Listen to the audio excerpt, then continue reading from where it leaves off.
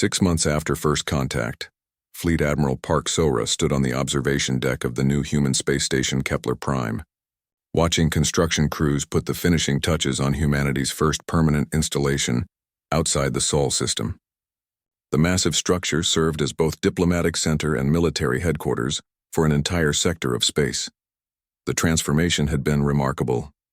What began as a desperate rescue mission had evolved into humanity's emergence as the galaxy's primary stabilizing force.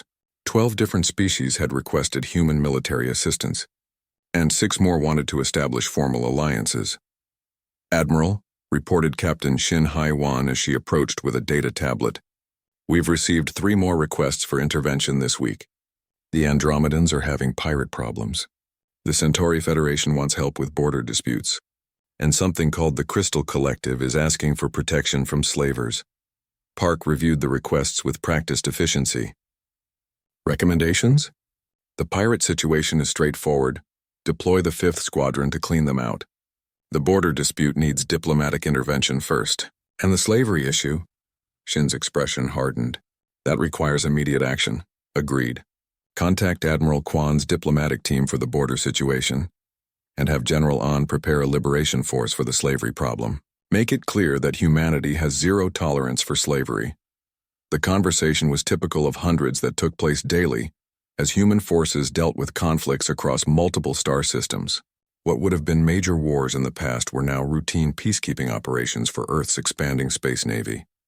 Down in the station's diplomatic section, Ambassador Lim Young-soo was meeting with representatives from the Galactic Council. The negotiations had been complex, but they were finally reaching a breakthrough agreement. The Council formally recognizes humanity's role as a regional peacekeeping force, High Chancellor Vorth Kelmanis announced. In exchange, human military operations will be coordinated with Council oversight committees. Lim nodded diplomatically. "We appreciate the Council's cooperation. However, human forces will continue to respond immediately to emergency situations. We won't let people die while committees debate." It was a polite way of saying that humans would do what they thought was right, regardless of political complications. The Chancellor understood this perfectly and had learned not to argue with species that could destroy entire fleets. "Of course, Ambassador.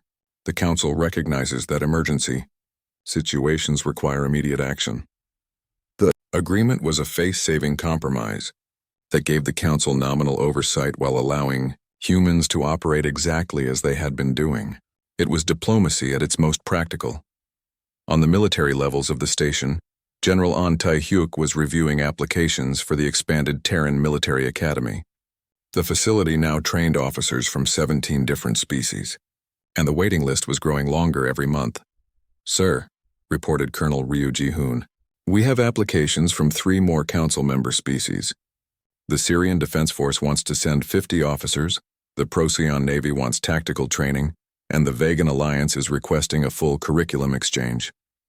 Approved for all of them, An decided. But increase the cultural sensitivity training.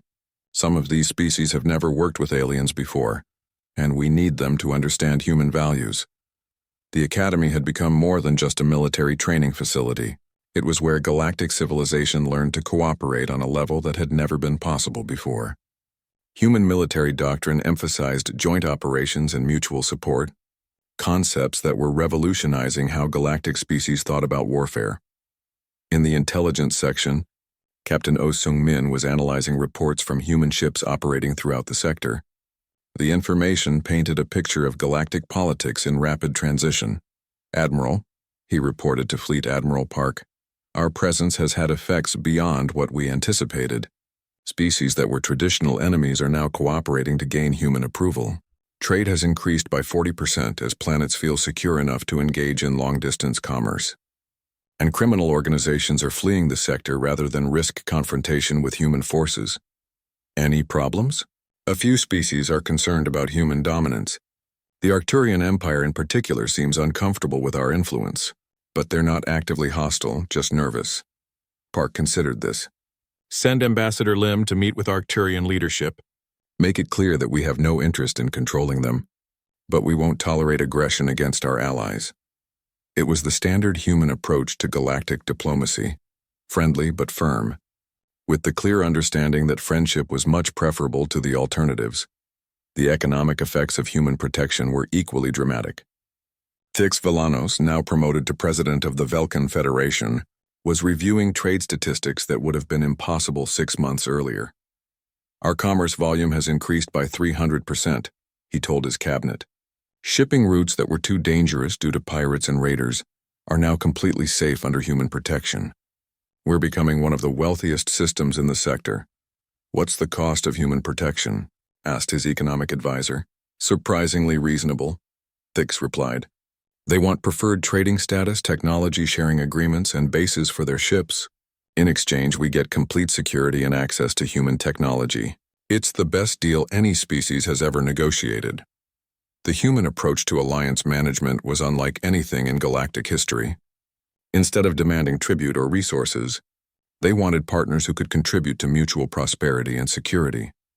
Commander Bei Yejin had established the Galactic Cultural Exchange Program, which was having effects that went far beyond diplomacy. Human entertainment, literature, and art were becoming popular across dozens of worlds, while Earth was experiencing an explosion of alien cultural influences. The soft power effects are remarkable, she reported to the diplomatic staff. Species are learning human languages, adopting human customs, and even requesting human teachers for their schools. We're not just military allies anymore, we're cultural partners. The integration was happening at every level of society. Human medical techniques were saving lives across the galaxy, while alien scientific advances were pushing human technology into new areas. The combination was accelerating progress for everyone involved. Major Song Dayun had transitioned from combat operations to peacekeeping training. Her experience fighting the Hive had made her an expert in dealing with hostile alien species, and her methods were being taught to security forces throughout human-protected space. The key to effective peacekeeping, she told a class of mixed human and alien officers, is overwhelming preparation combined with restrained application of force. Show potential aggressors that resistance is futile, but give them honorable ways to surrender. Her techniques had been tested in dozens of conflicts, from pirate raids to territorial disputes. The combination of human military superiority and diplomatic flexibility was proving almost impossibly effective at preventing wars before they started. But perhaps the most significant development was taking place in Earth's shipyards, where the next generation of human space vessels were being constructed with input from allied species. The new ships combined human military doctrine with alien technologies, creating vessels that were more advanced than anything previously imagined. Captain Kim Jae-ho, now promoted to admiral, was overseeing the commissioning of the UES Galaxy, the first ship designed specifically for galactic operations. The massive vessel carried diplomatic facilities, scientific laboratories, medical centers, and enough firepower to handle any conceivable threat. She's beautiful, commented Dr. Han Mina as they watched the Galaxy undergo final systems tests. A floating city designed to bring peace to the stars, and perfectly capable of enforcing that peace if necessary, Kim added. The Galaxy is learning that human friendship comes with very reliable protection. The launch ceremony for the Galaxy was attended by representatives from 37 different species. It was a celebration of what the Galaxy had become under human influence, more prosperous, more secure, and more cooperative than ever before. High Chancellor Kelmanis delivered a speech that would have been unthinkable a year earlier. Today we celebrate not just the launch of a new starship, but the emergence of a new era in galactic civilization. The humans have shown us that military strength and diplomatic wisdom can work together to create peace instead of war. Fleet Admiral Park responded on behalf of humanity. We came to the stars not as conquerors, but as friends seeking friends. The Galaxy has welcomed us, and we are honored to serve as protectors of the peace we all cherish. As the Galaxy departed on her maiden voyage, carrying mixed crews and diplomatic missions to distant star systems, the transformation of galactic civilization was complete. The desperate SOS from Kepler 442b had indeed backfired spectacularly. Instead of bringing conquerors, it had brought protectors. The Deathworlders had responded to that call for help with a war fleet, just as Thix Velanos had feared. But they had used that war fleet to bring peace to the Galaxy, and in doing so they had created something. 3 weeks after the Battle of Kepler Prime, Ambassador Lim Young-soo arrived aboard the diplomatic vessel Seoul's Hope with a convoy that confused every alien observer who saw it. Instead of conquest ships and occupation forces, the humans brought construction vessels, medical ships, and supply freighters. Dix Villanos stood in the colony's rebuilt spaceport, watching human engineers work alongside Velkin technicians to repair damage from the hive attacks. The efficiency was remarkable, but more surprising was the attitude. The humans treated the reconstruction as a shared project rather than a favor they were doing for inferior allies. Ambassador Lim, Thick said as the human diplomatic team disembarked, "Welcome to our world, though I must admit, we're still learning to understand human customs." Lim bowed politely, a gesture that had already become popular among the colonists. "Thank you, Administrator Villanos. We're here to establish permanent diplomatic relations and ensure your colony's long-term security." "Permanent?" Thix asked. The concept was unusual in galactic politics, where alliances typically lasted only as long as they were convenient. "Of course, you asked for our help and we responded. That makes you our allies. Human allies have our protection for as long as they want it." Dr. Jung Hana, the human medical officer, was already working with colonial health officials to upgrade their medical facilities.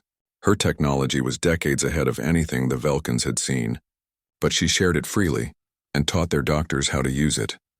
"Your medical systems are fascinating," she told Dr. Kelvix Thanos, the colony's chief medical officer. "The bioregeneration techniques you use could be very useful for human medicine as well."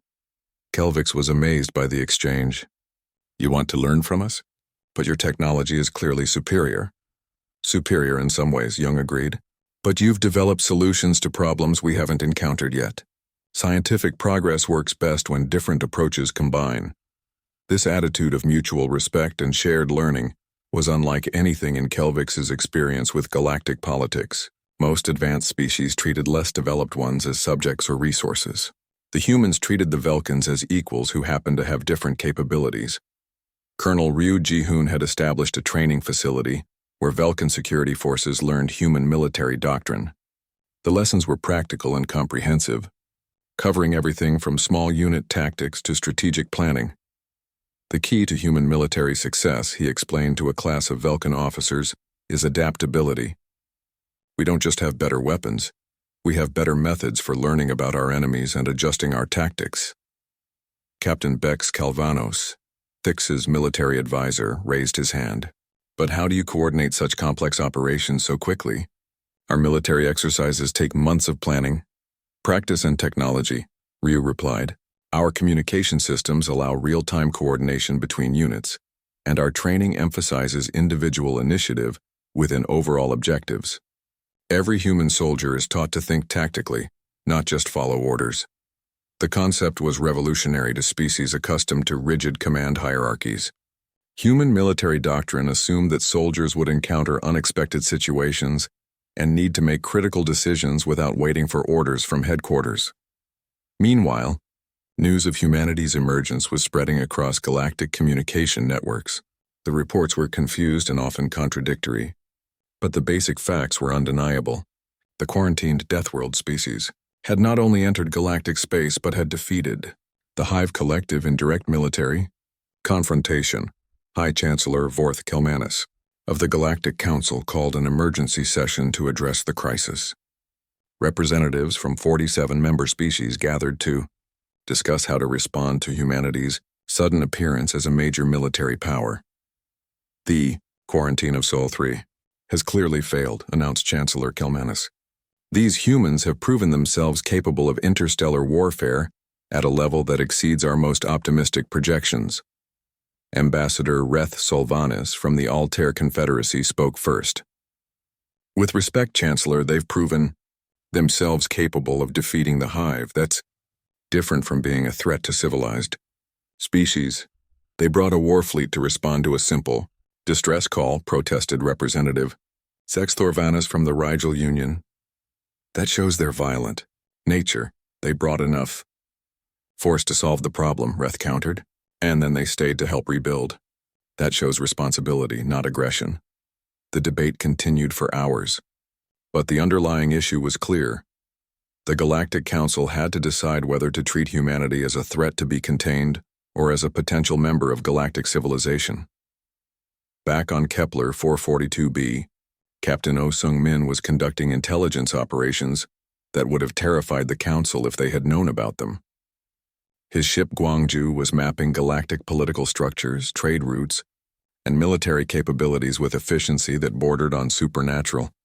"Admiral Park," he reported via quantum communication, "I've completed preliminary analysis of local galactic politics. The situation is more complex than we initially assumed." "Explain." Park's voice came back clearly despite the distance. "There are multiple competing factions, several ongoing conflicts, and at least 6 species that could be classified as aggressive expansionist threats. The hive was actually one of the smaller problems in this region. What about potential allies? Dozens of species seem interested in establishing relations with us. The Velkans are already spreading word about human military capabilities and diplomatic reliability. We're getting inquiries from colonies, trade federations, and even some council member species." Admiral Park considered this information. "Recommendations? We should establish a permanent presence in this sector, not for conquest but for stability.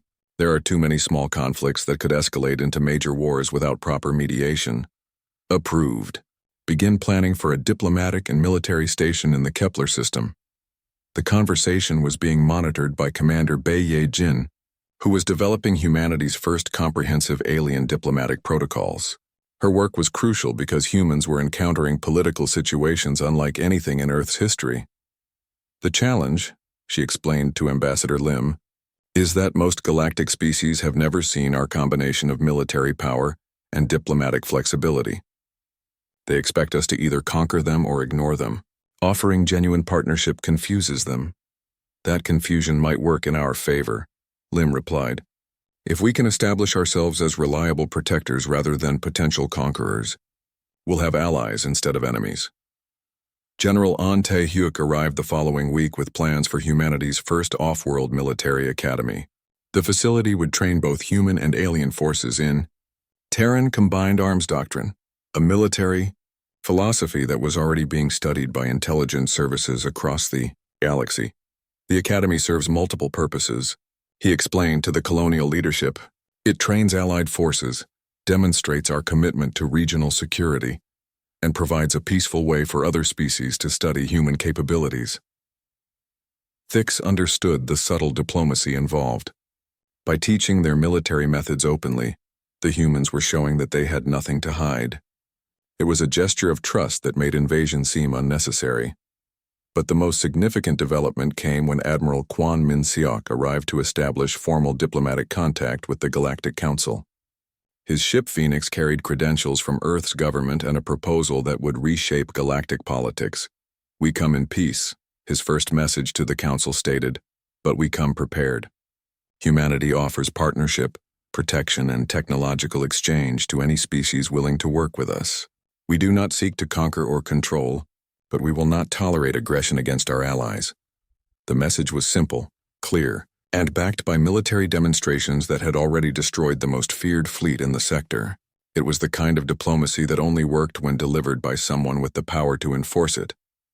High Chancellor Kelmanis read the human proposal with growing amazement.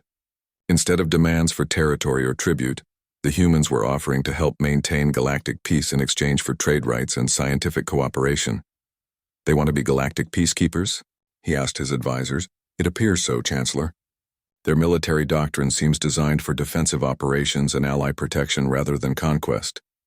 And if we refuse their offer? Based on their demonstrated capabilities, they don't need our permission. They're offering to work within existing political structures as a courtesy." Kelmanis realized that the Galactic Council was facing the same choice as everyone else: work with the humans or be ignored by them. Given their military superiority, being ignored might be the worst option. On Kepler 442b, Thix watched construction teams putting finishing touches on the new human embassy. The building was designed in a style that combined human and Velkan architecture, symbolizing the partnership that had begun with a desperate SOS message. "Administrator," Commander Yoon said, joining him at the observation window, "you should know that your message to Sol 3 has changed galactic history." "I was just trying to save my people," Thix replied. And in doing so, you've given the galaxy something it never had before. Protectors who fight for others instead of themselves. The victory celebration on Kepler 442b was interrupted by an urgent transmission from deep space monitors. Captain Oh Sung-min's intelligence vessel, Gwangju, had been scanning the outer system when its sensors detected something massive approaching from hive space. Admiral Park, Oh transmitted to the flagship Busan, "You need to see this. The hive is sending everything they have." The tactical display showed a fleet so large that the computer systems had trouble counting individual vessels. Over 800 bioships were moving toward the system, including massive command vessels that looked like floating cities. Admiral Park studied the readings with calm professionalism. "Analysis, Captain O? It appears the hive has committed their entire sector fleet to this attack. They're bringing breeding ships, factory vessels, and their primary Queen Mind command structure. This isn't just revenge, they're planning to establish a permanent presence in this region of space." Down on the colony, Thix Villanos received the news with despair. 800 ships? How can your 36 vessels possibly stand against such numbers? Commander Yoon, who had remained on the planet to coordinate with colonial authorities, smiled in a way that made Thix nervous. "Sir, I think you're about to see why Earth Command calls us the Third Fleet instead of the full fleet. What does that mean?" "It means we're just the advance force." Across the human fleet, preparations began for what would become known as the Battle of Kepler Prime. But these weren't the desperate preparations of a doomed force. Instead, Fleet Engineer Park Hyun-woo was activating systems that most galactic species didn't even know were possible. "All ships, prepare to deploy orbital weapon platforms," Park announced over the fleet communication system, authorization code Delta Black 7. What emerged from the human cargo vessels defied everything the Velkans thought they knew about space combat. Massive platforms deployed throughout the system, each one bristling with weapons that made the ship-mounted guns look like toys. Captain Shin Hye-won of the exploration vessel Daegu had spent the past day mapping the system's asteroid fields. Now her work paid off as the platforms positioned themselves to create overlapping fields of fire using the asteroids as cover. "Orbital defense grid active," reported Colonel Ryu Ji-hoon from his tactical coordination center aboard the Seoul. "All platforms show green. We have complete coverage of the system's outer approaches." But Admiral Park wasn't finished. "Fleet Engineer Park, activate the special packages." Park Hyun-woo grinned as he entered the activation codes for humanity's most carefully guarded weapons. "Quantum torpedo systems online. Kinetic bombardment satellites deployed. AI combat drones warming up." From the colony's observation center, Dr. Jung-hana watched in amazement as thousands of small craft emerged from the human ships. But these weren't fighters piloted by humans. They were autonomous drones that moved with inhuman precision and coordination. "How many of those things do you have?" she asked Commander Yoon. "Enough," he replied. "Each of our ships carries approximately 2,000 combat drones. They're designed to adapt their tactics based on real-time battle analysis." Thix felt his heart skip several beats. 2,000 per ship? That's over 70,000 drones. Plus the orbital platforms, the kinetic satellites, and our ship-based weapons, Yoon agreed. "We wanted to make sure we had adequate firepower." The scale of human military preparation was beginning to sink in. These weren't just advanced weapons. They represented a completely different approach to warfare. While galactic species built bigger ships, humans built smarter systems. Major Song Da-yoon had volunteered to lead a boarding party against one of the incoming Hive command vessels. Her team of 50 Marines was equipped with weapons and armor that looked like something from a science fiction story, even to people who lived in space. "Remember," she told her team as they prepared in the shuttle bay, "these Hive creatures have never faced human close combat tactics. Use that advantage. They expect ritualized combat. Give them urban warfare." The Marines nodded grimly. They had trained for fighting in alien environments against unknown enemies. This was what they had prepared for their entire careers. When the Hive mega fleet finally arrived, their approach was everything Admiral Park had expected. Massive bioships moved in coordinated waves, designed to overwhelm any defense through sheer numbers and biological superiority. Zistak had brought reinforcements from 12 different Hive worlds. She commanded resources that could have conquered entire galactic sectors. But as her fleet approached the outer edge of the system, She began receiving sensor readings that made no sense. Query: why are there artificial structures throughout this system? She asked her analysis drones. Response: unknown. These structures were not present in our previous scans. Query: what is the tactical significance of these structures? Response: insufficient data. Recommend immediate attack to test enemy capabilities. It was exactly the wrong decision. As the first wave of Hive bioships entered the outer system, they triggered the most sophisticated military trap in galactic history. The orbital platforms opened fire simultaneously, their weapons guided by AI systems that could track hundreds of targets at once. The kinetic satellites launched projectiles that accelerated to significant fractions of light speed, turning simple metal rods into planet-killing weapons. But the most devastating attack came from the quantum torpedoes. These weapons didn't just destroy their targets, they disrupted the quantum fields that held matter together. Entire Hive bioships simply ceased to exist, leaving behind only expanding clouds of elementary particles. Impossible, Zistak transmitted as her fleet began dying faster than her mind could process. No species possesses such weapons. Admiral Park's response came through the translation systems with calm authority. Hive Queen Mind, you are attacking human allies. Withdraw immediately or face total destruction. Humans. Zistak had heard that name in intelligence reports. The quarantined Deathworld species that the Galactic Council feared to contact. You are the Sol 3 creatures? We are. And you are making a serious mistake. For the first time in her 800-year life, Zistak felt genuine fear. The stories about the Deathworlders were apparently not exaggerations. If anything, they were understatements. But she had committed too much to retreat now. All ships continue attack. Overwhelm them with numbers. It was her final mistake. The human fleet, which had been holding back to test their new weapon systems, now demonstrated what they could do at full combat efficiency. Captain Kim coordinated the ship-to-ship combat, while Major Song led her boarding parties against the largest Hive vessels. The combination of space combat and internal assault was something the Hive had never encountered before. Song's Marines moved through the bio-ship corridors like deadly shadows, using tactics that the Hive warriors couldn't understand or counter. Where Hive combat was individual and instinctive, human combat was coordinated and adaptive. These creatures fight like they're all connected to the same mind. Song reported over the radio as her team secured another section of the enemy ship. That's because they are, replied Dr. Han, from her analysis station aboard the Sol. I'm reading massive neural network connections between all Hive organisms. Take out the network nodes and the rest become confused. It was exactly the kind of intelligence that made human military doctrine so effective. Within minutes, Song's teams were targeting the bioneural networks that controlled each ship. As the networks failed, entire vessels became helpless floating targets. The battle lasted 6 hours. When it ended, the mighty Hive sector fleet had been reduced to scattered survivors fleeing toward the edge of known space.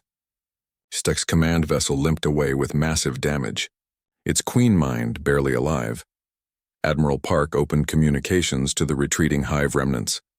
Queen Mind Zistak, you have seen what happens when you threaten human allies. Return to your territory. Do not return to this sector. If you do, we will find your home worlds and end your species permanently. The transmission cut off, leaving Zistak alone with the knowledge that the galaxy had just changed forever. The Deathworlders were no longer contained, and they were more dangerous than anyone had imagined. On Kepler 442b, Thix Velenos watched the debris field that had once been the greatest military threat in the sector. The humans had just fought a battle that should have been impossible to win, and they had made it look routine. Commander Yoon, he said quietly, what happens now? Now we help you rebuild your colony and establish formal diplomatic relations between our peoples, Yoon replied. Welcome to the human sphere of protection. Thix realized that his desperate SOS message had done more than save his colony. It had introduced the galaxy to its new protectors. The Hive Queen Mind Zashtak had lived for 800 years and conquered 47 star systems. She had never encountered a species like the ones from Sol 3. From her bioship command center, she watched the tactical displays with growing confusion. The unknown vessels had destroyed her scouting fleet with impossible speed and efficiency. But that wasn't what troubled her most. What troubled her was how they had done it.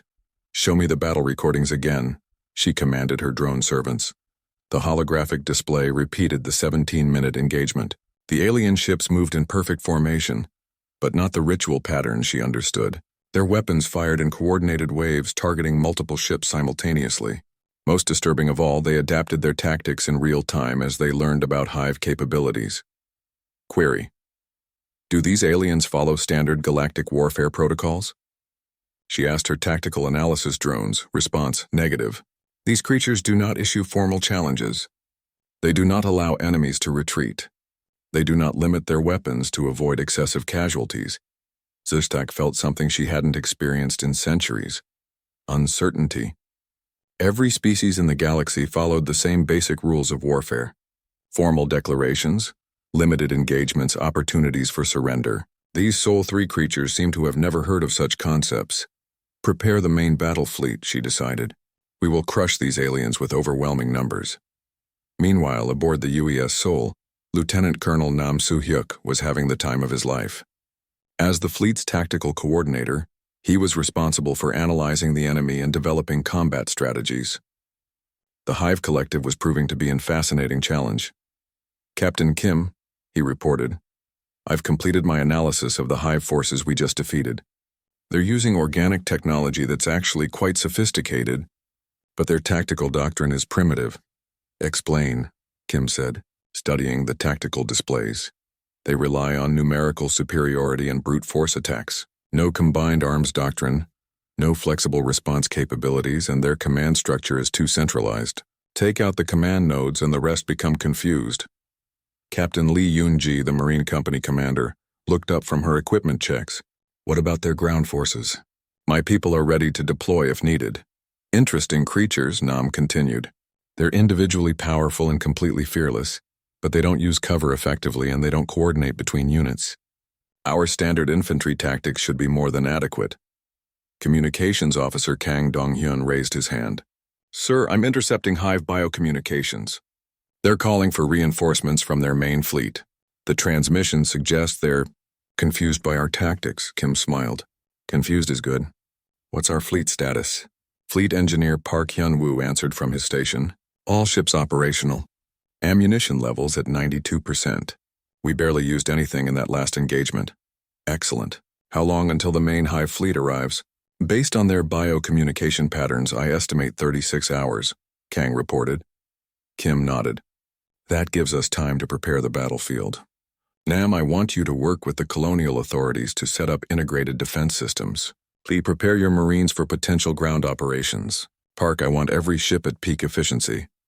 Down on the planet, Major Song Da-eun was leading a reconnaissance mission to the areas where Hive ground forces had been operating. Her team of 20 Marines moved through the abandoned sections of the colony like ghosts, gathering intelligence and eliminating any remaining Hive creatures. The aliens were right about these things being tough, reported Sergeant Choi Woo-jin over the radio. But they're not smart. They just charge straight at you. That's what makes them dangerous to civilians and useless against trained soldiers, Song replied. Any sign of command structures? Found something you should see, Major, called Corporal Ryu from the next building. Looks like a Hive bio node.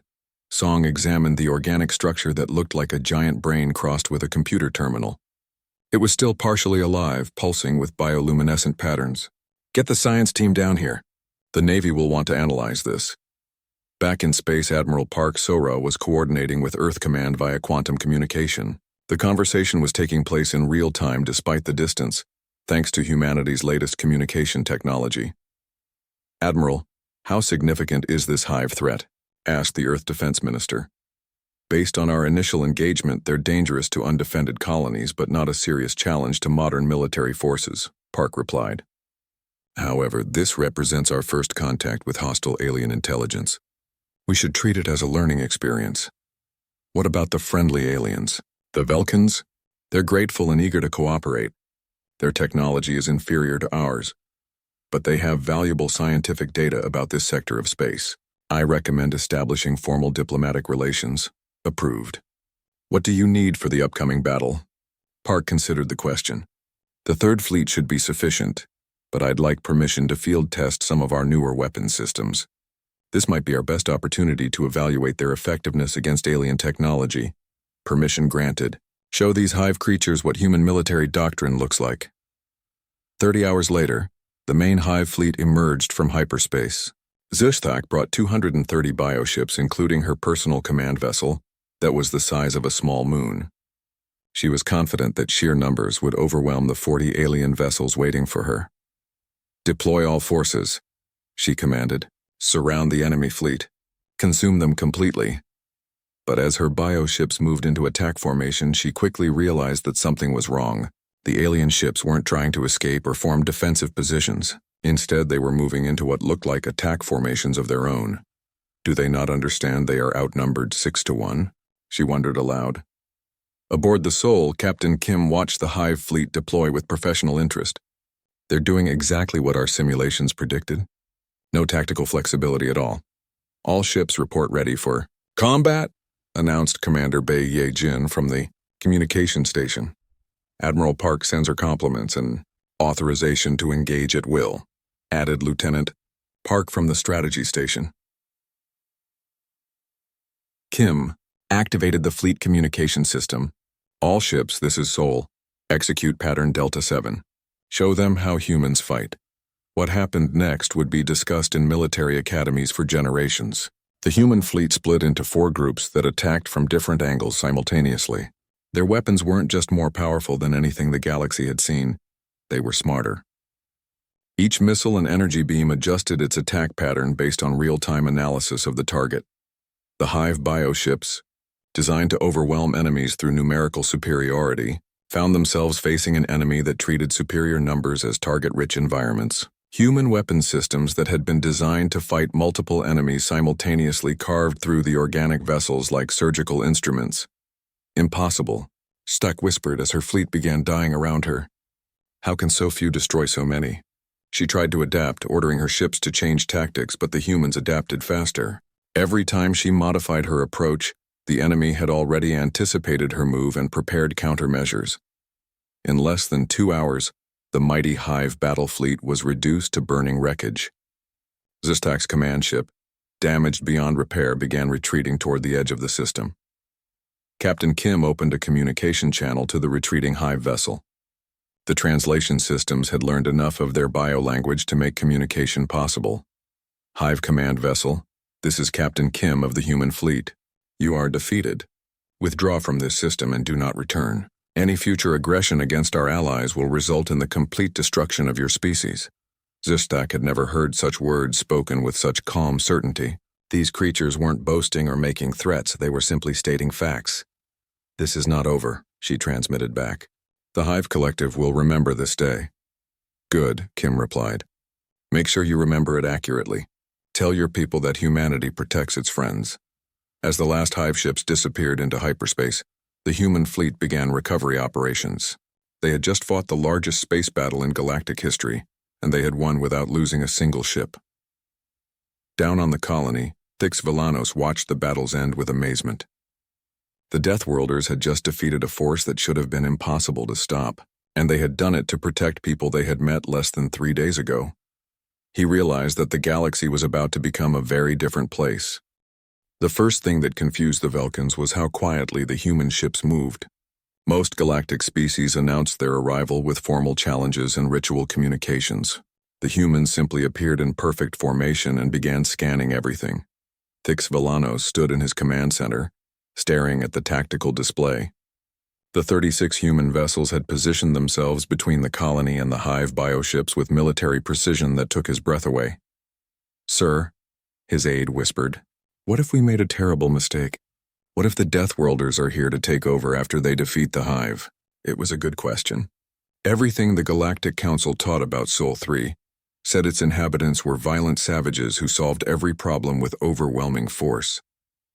Looking at the size of their fleet, that description seemed accurate. Incoming message from the lead human vessel, announced the communications officer. The translation came through clearly.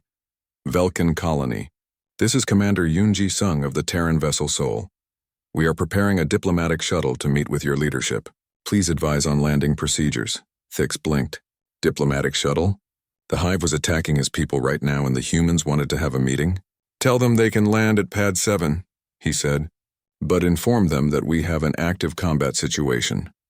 They acknowledge and say they understand, the communications officer reported. The shuttle is launching now. Through his window, Thix could see the human shuttle approaching. It was sleek and obviously military, but it wasn't firing weapons or making threatening moves. Behind it, the massive human fleet waited in perfect formation. The shuttle landed with impressive skill, and 3 humans emerged. The first was clearly military, tall, confident, and wearing what looked like a dress uniform. The second appeared to be a scientist carrying scanning equipment. The third was definitely a soldier, heavily armed and alert. Commander Yoon Ji-sung, requesting permission to enter the colony, came the translation of their radio message. Permission granted, Thix replied. I'll meet you in the main conference room. When the humans entered the conference room, Thix got his first close look at the species that had terrified the Galactic Council into quarantining an entire star system. They looked surprisingly normal. 2 arms, 2 legs, 1 head. They were taller than Velkans and looked stronger, but they weren't the monsters he'd expected. Commander Yoon bowed politely. Thank you for agreeing to meet with us. This is Dr. Han Mina, our xenobiologist, and Sergeant Choi Woo-jin for security. We came as soon as we received your message. You came very quickly, Thix said carefully, and with a very large fleet. The humans looked confused. Dr. Han spoke up. We apologize if our response seems excessive. When we received your request for military assistance, we wanted to ensure we brought adequate resources to help. Adequate resources? Thix's aide couldn't help asking. You brought 3 dozen warships for a colony rescue? Sergeant Choi looked surprised. Sir, our scans show approximately 40 enemy vessels surrounding your planet, plus ground forces. 36 ships seemed like a reasonable response. Commander Yoon nodded. We prefer to be prepared for any situation. Our admiral wanted to make sure we could guarantee your safety. This was not what Thix had expected from the infamous Deathworlders. You're really here to help? Not to conquer or claim territory? Conquer? Dr. Han looked shocked. Why would we conquer you? You asked for help. We came to help. The simplicity of their answer was somehow more terrifying than any threat would have been. These humans had brought enough firepower to destroy entire star systems, and they spoke about it like it was perfectly normal. Sir? The communications officer interrupted. The Hive forces are moving closer to the colony. Their ground troops will reach our outer defenses in 2 hours. Commander Yoon immediately activated his communication device. Sol, this is Yoon. What's the tactical situation? Captain Kim's voice came through clearly. Commander, we have 43 Hive bioships in system. They're using organic technology, and their attack patterns suggest hive mind coordination. Recommend immediate action. Approved for combat operations, Yoon said calmly. Protect the colony at all costs. Thix watched in amazement as the humans shifted from diplomatic mode to military mode in seconds. Through the window, he could see their fleet changing formation with perfect coordination. Shouldn't you ask your government for permission first? Thix asked. Or file a report with your military command? Sergeant Choi looked confused. Sir, you asked for help against hostile forces. We came to provide that help. Our admiral has full authority to engage threats to allied colonies. Allied? Thix repeated. But we just met you 20 minutes ago. You asked for our assistance, Dr. Han explained. That makes you our allies. It's very simple. Nothing about this was simple from Thix's perspective. Galactic military operations required weeks of planning, formal declarations, and careful political negotiations. These humans treated interstellar warfare like a rescue mission. Sir, the tactical officer's voice was urgent. The human ships are moving toward the Hive fleet. They're not broadcasting surrender demands or formal challenges. They're just attacking. On the main screen, Thix watched something that would change his understanding of warfare forever. The human ships moved with perfect coordination, their weapons firing in synchronized patterns. But these weren't the ritualized battles he knew from galactic conflicts. This was efficient, brutal, and absolutely decisive. The first Hive bioship died in less than 30 seconds. The second lasted even less time. The organic vessels, which had seemed so terrifying an hour ago, were being systematically destroyed by human weapons that cut through their bioarmor like it was nothing. How are they doing this? Thix's aide whispered. The Hive ship should be much stronger. Commander Yoon was listening to reports from his ship. Our weapons are specifically designed for maximum effectiveness, he said casually. We analyze enemy defenses and adapt accordingly. But you just met the Hive today, Thix protested. How could you analyze their defenses so quickly? Dr. Han smiled. Our computers are very fast. We've already determined their bio-armor composition, their weapon capabilities, and their tactical preferences. Standard first contact protocols. Thix realized he was looking at something completely outside his experience. These humans didn't just have superior technology. They had a completely different approach to problem solving. Where galactic species would spend days studying a new enemy, humans had figured out how to kill them in minutes. Sir, the Hive ground forces are retreating, reported the tactical officer. The human fleet has achieved orbital superiority in 17 minutes. The Hive Collective had been terrorizing the sector for decades. They had destroyed dozens of colonies and defeated multiple galactic fleets, and these humans had beaten them in 17 minutes. Commander Yoon turned back to Thix. Our fleet reports that the immediate threat has been neutralized. However, our sensors indicate this was probably just a scouting force. The main Hive fleet is likely much larger. The main fleet? Thix felt his heart sink again. How much larger? Preliminary estimates suggest 200 to 300 vessels, Dr. Han said, checking her scanning equipment. They'll probably arrive within 48 hours. Thix stared at her. And what will you do about that? Commander Yoon and his team exchanged looks. We'll deal with it, he said simply. Don't worry. You're under human protection now. The casual confidence in his voice was somehow more reassuring than any formal treaty could have been. These Deathworlders had just proven they were exactly as dangerous as the Galactic Council claimed. But they were using that danger to protect people instead of conquering them. I need to contact my government, Thix said. They need to know about this. Of course, Commander Yoon agreed. We should probably contact our government too. They'll want to establish formal diplomatic relations. As the humans prepared to return to their shuttle, Thix realized that everything was about to change. The galaxy had spent centuries avoiding the death world of Sol 3. But now the Deathworlders were here, and they were on the side of civilization. He just hoped the rest of the galaxy was ready for what was coming. The mining colony on Kepler 442b was dying. Thix Villano stood in the command center, watching red warnings flash across every screen. Outside the reinforced windows, he could see the dark shapes of Hive bioships moving between the colony buildings like deadly shadows. Sir? The eastern sector has fallen, reported his aide, her voice shaking. The Hive creatures are breaking through the barriers faster than we can repair them. Thix closed his eyes for a moment. 3,000 colonists depended on him, and he was failing them.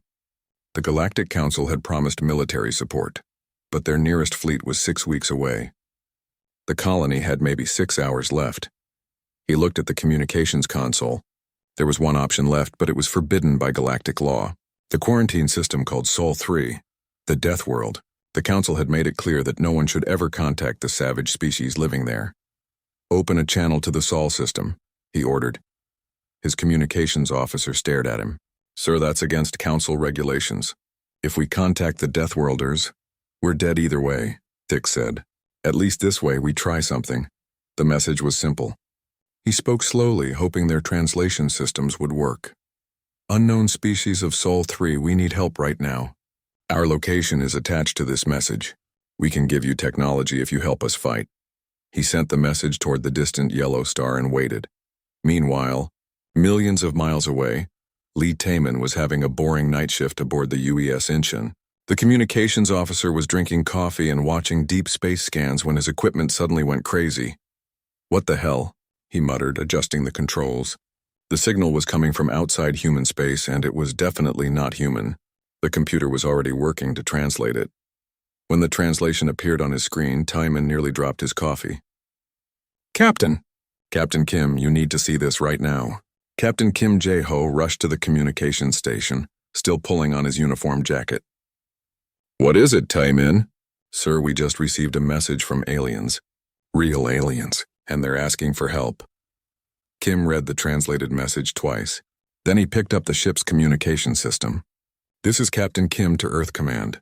Priority 1. We have first contact, and it's a request for military assistance. The response from Earth was immediate and intense. Within an hour, Every major military leader on Earth was in an emergency meeting. Admiral Park Sora led the discussion from the war room in Seoul.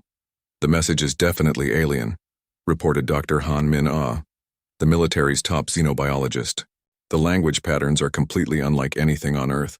This is real first contact." "But they're asking for military help," said Commander Yoon Ji-sung. "That could mean several things. Either they're really in trouble or this is some kind of trap." Admiral Park studied the star charts. "The signal came from Kepler 442b.